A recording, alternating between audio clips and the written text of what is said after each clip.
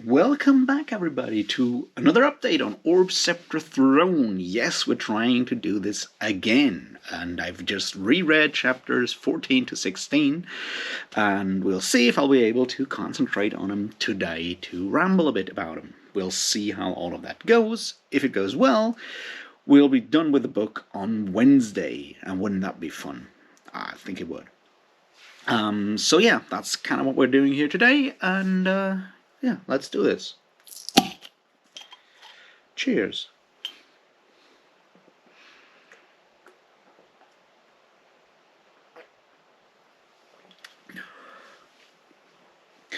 All right. So before we get too deep into it, let's start with the epigraph at the beginning of chapter 14, which I found personally very interesting. You know, it's the one about the king of tulips, or whatever it is, tulips, and whatnot. And having the feast and everyone telling him what a great life he has and all of that. And then the Segula saying that you can only judge a life from the end of it and not during it. Now, why is this interesting to me? It is basically more or less ripped from Herodotus. The story of King Croesus there. Now, if you remember who King Croesus is, he's the guy who's really, really rich. He's king of, I think it's Lydia? Either Lydia or Phrygia. I keep confusing those two, and I didn't look it up today.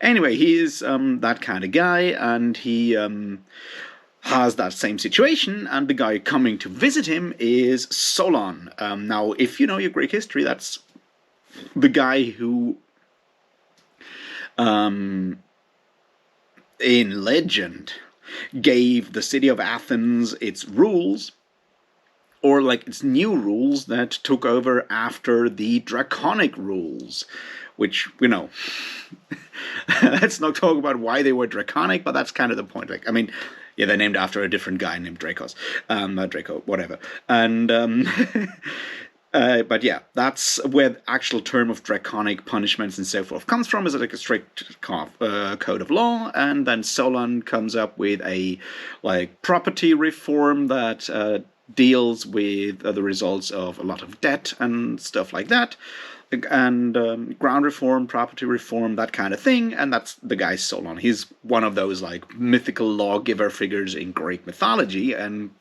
bordering that, you know, weird part between mythology and history that you have a lot of in Greek history, or historiography. Anyway, he goes and visits King Croesus, who is considered the richest motherfucker at the time. And when King Croesus is like, you know what, wouldn't I have like the happiest life? And then Solon gives him like his answer that he considers like having actual descendants and whatnot like big important part, and yes, you can only judge a happy life at the end of it. Now Croesus then does other stuff, because that's just like a short anecdote, because what happens then is Croesus goes off to one of the oracles and asks about war against the Persians, King Cyrus the Great at that time. And well, he gets a typical typical oracle, which is, if you go to war against the Persians, you will destroy a great empire. Well, you can probably guess at this point how it'll work out. He goes to war, he gets almost killed by Cyrus. Well, I mean, he loses, he is supposed to be burned at the stake, and he's like, while he's dying, he's like, I finally get it, I finally understand what Solon told me. And then Cyrus has pity on him, and King Croesus becomes King Cyrus's best advisor for the rest of the story of King Cyrus.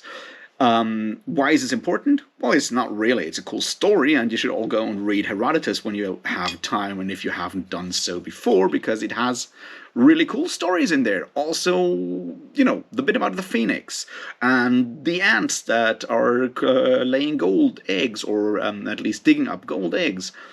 Also the story about like those 300 Spartans, and a shitload of other interesting stuff. The histories of Herodotus are definitely fun to read, I can tell you that.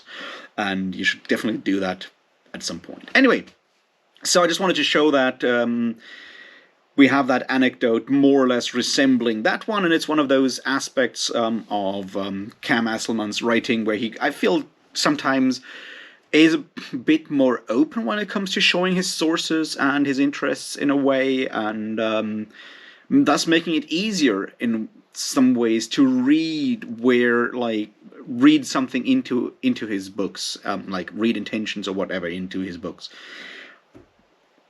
Not a bad thing. Also, I just love the fact that it does that in this case here.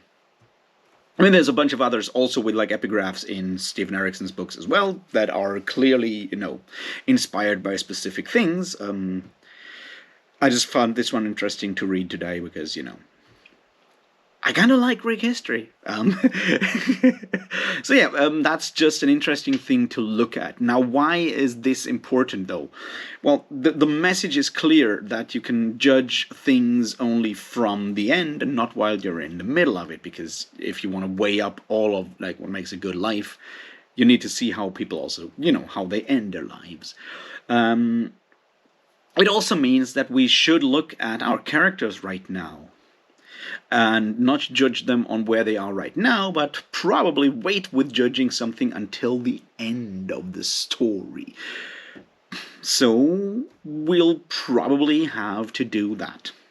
Now let's look at some of the other stuff that's going on in this one, in these 3 chapters, and see where all of that is, going to.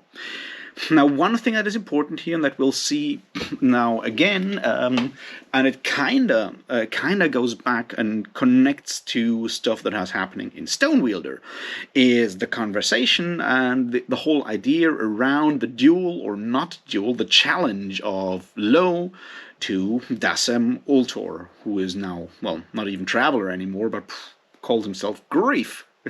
Good grief. Anyway, point is, they meet up and he denies. He's like, he doesn't want to be used again. And everything he does is actually twisted by someone else. And Yusek, of all people, because other people are too stuck in their ways, goes and talks to him. It's like, well, in the end, you have no choice about who's using you or not. You have to make your own choices in your actions, and that's how you deal with this.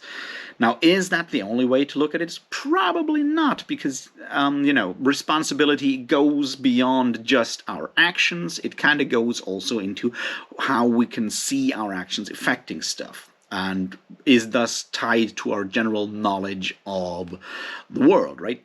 As far as we can, actually look at consequences of our actions, we need to take those consequences that we can foresee or can guess at.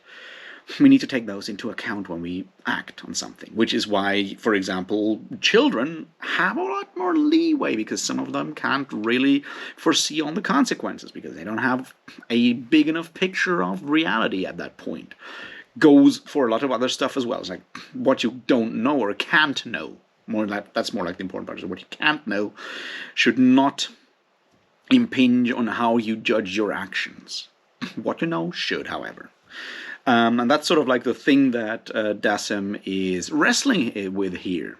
He also obviously knows a lot more, which is why after denying to fight, because it's his absolute denial, is like to not do anything at all because the consequences may be bad. And we looked at that in Stonewielder when they had the discussion that doing nothing is the greatest evil. Now, he actually goes back from that because his experience has been that most of his deeds, most of his actions have led to a lot of bad things over time. Now, he goes back from that when he sees that his actions can prevent a larger evil, that larger evil being whatever is going on in the Darugistan. And that's how he decides to go down and do stuff. So yeah, that's an interesting thing to look at. We also get a bit more of the whole ascendance kind of business when Dassem is still trying to not be an ascendant or not be a god, which does not work too well.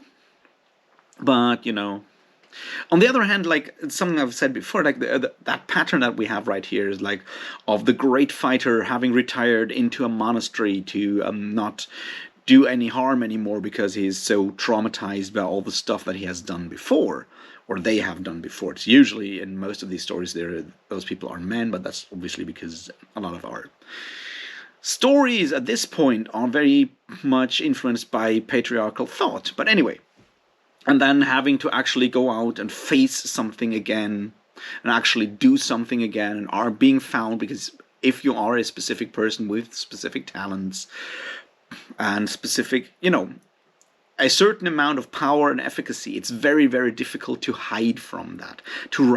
This is kind of what it also goes back to something that we've seen with Terry Pratchett, when we talk about Terry Pratchett's Weird Sisters. The idea is like you have a fate, fates exist and all of that, but it's your choice what you do with it, and hiding from it doesn't really work. So Dassem is forced to actually take up the sword again and do something, because he is one of the few people who can do something. So that's why he has to. The with great power comes great responsibility kind of thing, and he takes up that responsibility once he finally knows. This brings us to the next point, one that we will have to talk about more. It's a general thing in the Malazan world, the Malazan series, whether we're talking Erickson or Esslemont, is that a lot of shit happens, bad shit happens, because people don't talk to each other. And we see that in several levels. We see that happening here, where Dassem almost doesn't realize that the Segula are in the Ruzhistan, because they don't talk to each other, because they're so stuck in their weird hierarchy and rituals. It also happens to be a problem with the Segula in the Ruzhistan, with Jan the second, because he doesn't have all the information from the older first, and all of that stuff. So, which is why he's stuck in a situation that is more and more becoming a problem for him, a moral problem, a moral quandary. Which is another thing that we need to talk about. The morality of the Segula is something that is worth looking at.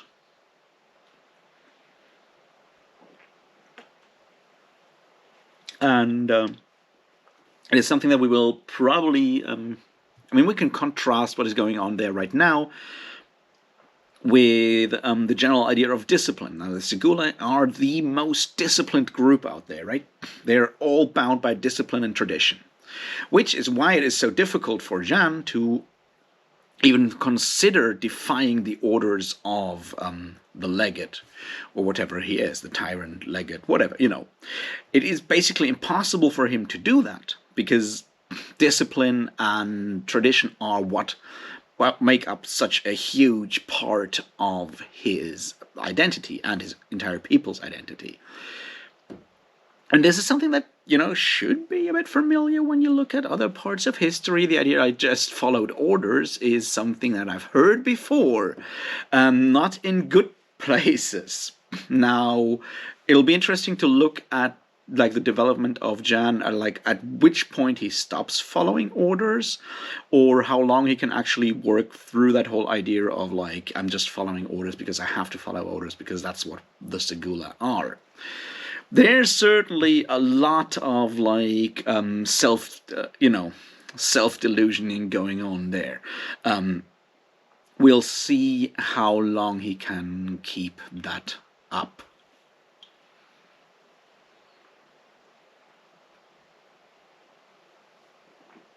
What else is interesting here? I would say we didn't really talk much about what's his name, Bennett. I keep forgetting his name. The gangster, the former gangster, who's now a Marine, or at least a soldier, and which helps us to look at military discipline, Malazan discipline, which is very different from Segula discipline, or the way, say, the Rivi are working, right?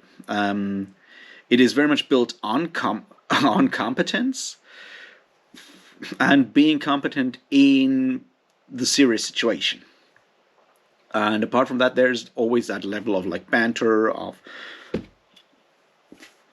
irreverence that is very difficult for someone like Bennett it's not Bennett, I keep forgetting. Anyway, that guy, to understand Butcher. Let's call him Butcher. Let's still call him Butcher because that's sort of his name. He's the name he chose. And I feel it's important to look at that because where he comes from is that background of like Town, which is outside of Daruzhistan. He's basically a kid gangster and whatnot. The idea there is that the only thing that organizes society, that specific part of society, is sheer strength. And we have the like whole description I like about how everyone is kicking down, and the top dog is like doing whatever the top dog wants to do because they're the top dog at this point, and how that contrasts to the form of hierarchy that you have within the Malazan army, and that kind of mirrors in a way the discussion that Jan has later on with the Rajasthani guard, who may or may not be the one from Toll the Hounds. It's never made clear, but the point is that there is a difference between governing and ruling. That's a very fundamental difference to know if a group is governed or a group is ruled. Now, and that's kind of what we see with the Malazan army, which is more governed than ruled, because there are structures in place there, but there's also a form of feedback. The Malazan army, the regular soldiers, do have some form of input into the decision making, especially in like earlier parts when we have like in the Malazan Book of the Fallen, the idea of like leading from behind. You have all the sergeants doing sergeanty things and reinterpreting rules, like orders and stuff like that. It is run far less like a gang of thugs or like something like that than, say, the Segula, where it's like everyone follows the first and he does the first person, or the second in this case. I mean, they just like unquestioningly do that because the order is strictly done by force in a way. I mean, yes, the Segula have turned the whole thing into, skill with weapons, have turned it into, a very strict, like, governed by very strict rules kind of hierarchy, but it is still the same thing. It is basically power, efficacy. That is very much connected to one specific ability, and that is, in their case, to win at sword fights. In like what's his name, Butcher's gang, it's more like who's like physically tougher to actually go through stuff.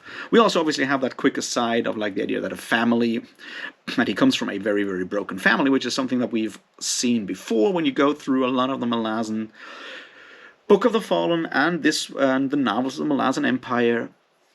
A lot of the soldiers there don't come from like happy family backgrounds, which, makes a lot of sense when you look at how militaries work in our day and age, right? A lot of the time, joining the military is a way out of a desperate situation. It's a way out of poverty. It'll give you some form of education. It will give you some form of, stable income, or at least food and shit like that.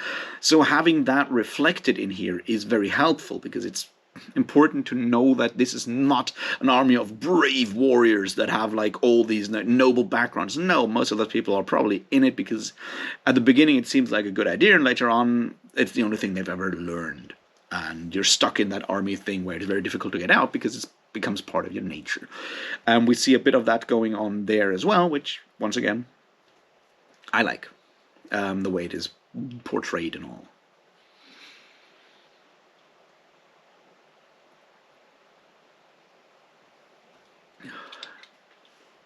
Another important aspect here, an interesting aspect here, is that the betrayal of the Rivi.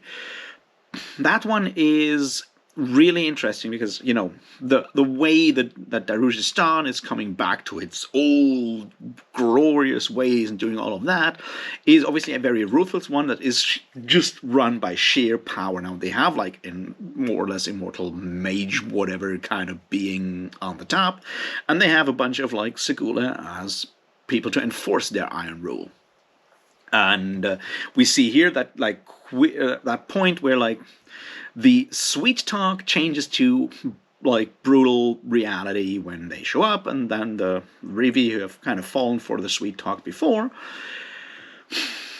face up to it. I'm not going to say that there is a parallel between, say, what happens during Second World War with Russia or the Soviet Union and Germany, but it's sort of that kind of thing. It's like in a, like, what you might call a fascist society, which is sort of what happens with Darussistan, there is only one goal, and that is the furthering of your specific needs. That doesn't bode well for alliances at all. As soon as you have the better of the other group, you just take them down, because that's sort of like, that's how absolute rule works, and that's sort of what this whole society is going for at this point. So yeah, it is just like shown in brutal detail yet again.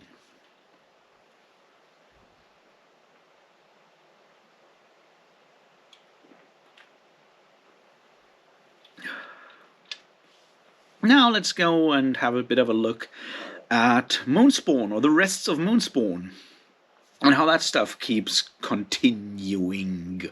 Because in these chapters, there's a shit ton going on there. We have our group coming up there, meeting Malazan soldiers that are stuck there. Everyone is basically stuck because a bunch of mages have decided that they will not let anyone out until that door is open that leads to what they think is the Throne of Night.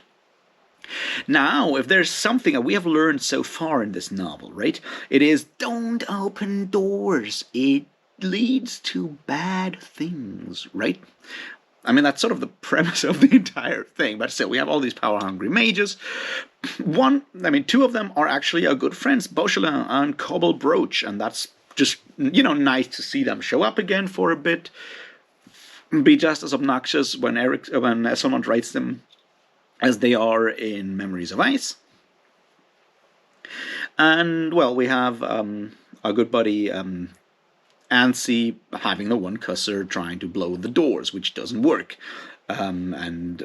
For all kinds of reasons. Is that just like dumb luck, or is it something else that pushes the cusser down there and makes sure that Moonspawn is actually finally sinking? Hard to say. But we get a bit of a talk with with the old bridge burners and what they're trying to do and so forth. Pretty neat. I like all of that. And then we finally get Orchid's great moment, because we realize that, yes, she is, of course, Ticed Andy, so she can open the door and go in there, and then suddenly it's a free-for-all for everyone. Yeah. What else to say about that? It's just a lot going on there. The question, like, is this really the Throne of Night, or just a gateway? Because, who knows these kinds of things? I don't. But, yeah. Plus, Ansi gets saved, apparently, by Mother Dark. So, there's that. Yeah, I mean, all of that is just, like, very action-packed. And we once again see how, especially at the top, where we talk about... And this is an interesting aspect here, which is all those mages, right? If you're a mage, you build your entire identity, at least for most of these mages showing up there, most of these people showing up there, is, once again, built on rule and power. And that leads to that conclusion that it can only be you. It's the Highlander kind of thing, right? There can be only one. And that's why everyone starts backstabbing each other as soon as they can, because at the end, they are, like, in their identity, unable to actually come to a compromise, to actually, work together for a common goal, because there is no common goal, because the goal is always to be the person on the top, at the top, basically. So we have that whole pod going on there, which once again mirrors on, like, the personal level, group level, what is going on the nationwide level, if you will, with the Darussistan taking out first the Revi, and then apparently going for everyone's favorite group, that being the Moranth. Now, obviously, at the Moranth part, we get a bit more, and this is really cool, right? We get more Moranth information. We get Towel Nom going there, seeing what's going on. Well, I'm not seeing that much, but he's there doing something. And the Segula are attacking the Moranth. Now, this will be very interesting to look at in the next chapters. Like, how will that confrontation work out? Will the Segula be able to actually do something about the Moranth? Because the Moranth have technological advantage, and looking at the conflict that will come from that and how that conflict will work out will tell us an important aspect of the Malazan world as imagined by Stephen Erickson and Cam Esslemont. So yeah, we'll see how all of that will turn out in the near future. And until then, let's have a bit of a look at what is going on in the Rujistan itself, because there is Krupp doing Krupp things. And forcing Barathol to help with those Krupp things, and Humble Measure to help with those things. Which is an interesting thing, because it finally shows that, and this is one of those aspects that I feel are important to understand, is like how Humble Measure is not a bad person, right? There's a lot of reasons why Humble Measure is the way he is, why he is one of the antagonists in Toll the Hounds, and comes across as a dickhead there.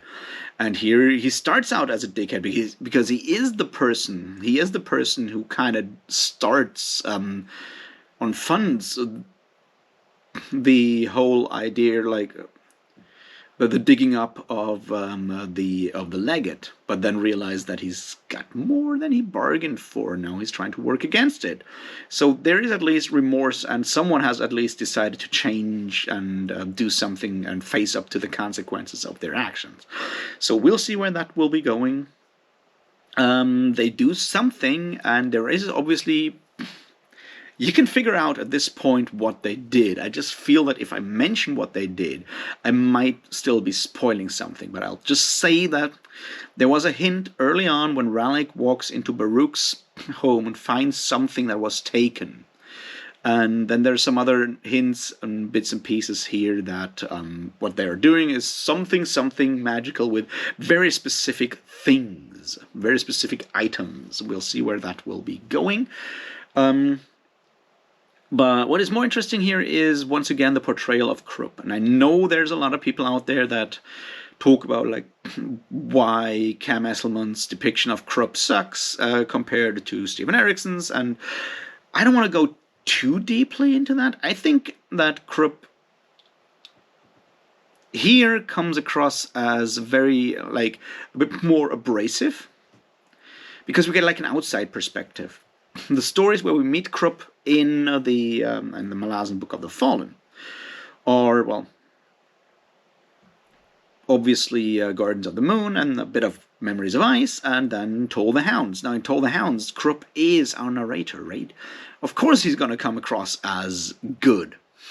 In Gardens of the Moon, at least in parts of Gardens of the Moon, he's once again our narrator when we have his dreams. So we have his perspective, which... yeah. Plus, the other people that usually see him, or like through whose eyes we see Krupp, are usually relatively friendly towards him. They're either his friends or at least sympathetic towards him. Now here, this is not necessarily the case. This is mostly people that have not seen, that have not like had a long history with Krupp. And to those people, he comes across as incredibly annoying, incredibly abrasive. And while there is certainly an interesting... there is certainly fun in, like, seeing him try to get something to eat out of Barathol. It may be a bit overdone, but once again, I feel like if you look at it as this is how Krupp appears to other people, and not to the person who maybe invented the character... this is very interesting, because you don't have that inner sight, which, once again, like, mirrors also the thing that is going on with Solara, where we also don't have her perspective, at least not a lot of her perspective, until literally this chapter when she goes down and sees Barathol and what has happened there. Now, in the end, it's very much about, like, personal taste. It also certainly is about what I feel. About... what you have read first. Like, will you think Stephen Erickson's Krupp is better than, or will you like Stephen Erickson's Krupp more than Ken Esslemont's Krupp if you read, for whatever reason, or Sceptre Throne before reading the Malazan Book of the Fallen? That's a very good question that I can't answer because I read it in the opposite direction, and I do appreciate both versions. Plus, the other problem that I have is obviously that I do prefer the way Ralph Lister is reading Krupp compared to the way that John Banks is reading Krupp here. So that's a different. I mean, that has an impact that probably people that are not bound to the audiobooks will not have in there.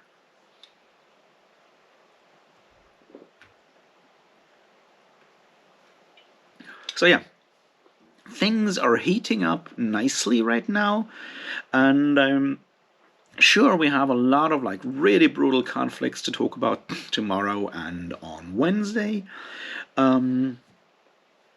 I hope you enjoyed this. Thanks for watching if you do. And I'll talk to you tomorrow. Until then, cheers.